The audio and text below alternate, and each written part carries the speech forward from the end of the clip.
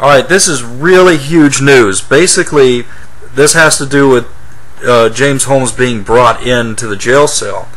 He was being wheelchaired in, and somebody remembered this, and upon searching for it, luckily, that information was contained in a person's blog, and so it was an excerpt from a news site. So we searched for that excerpt, and we found out that it was from the Daily News, and that was actually posted on the 22nd, that inmates said that he was being wheelchaired in, and he had a towel covered over his face so you couldn't see his face, and it was red, and that they also had to wash red paint off of his body.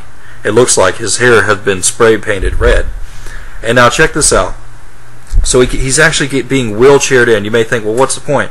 Because Holmes was found unconscious, and I'm going to go ahead and tell you that information in a minute. Not only that, but the inmates said that, like, the detention, whatever, the solitary confinement, there's a window on the door, and they covered that up with duct tape. More than likely, his face was covered, and the window was covered, because they're hiding the fact that this man was knocked out cold, unconscious. And obviously, when you see the video of him in court, he's barely keeping his eyes open. Now, so basically what's going on is he was drugged unconscious while other people performed the shooting, another person.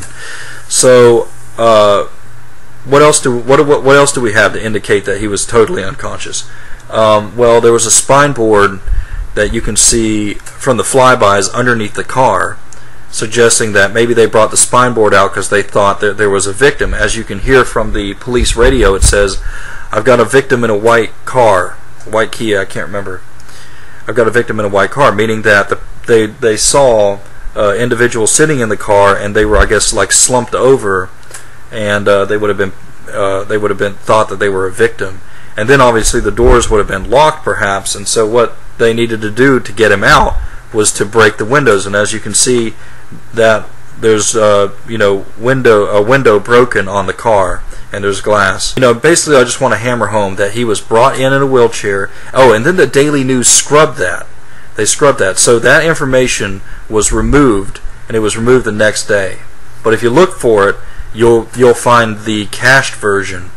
So that's a really big deal. Why did they get rid of that? And then, and then obviously the mugshot was not taken until 3 days later. And why didn't they do that? Because he probably couldn't even keep his eyes open.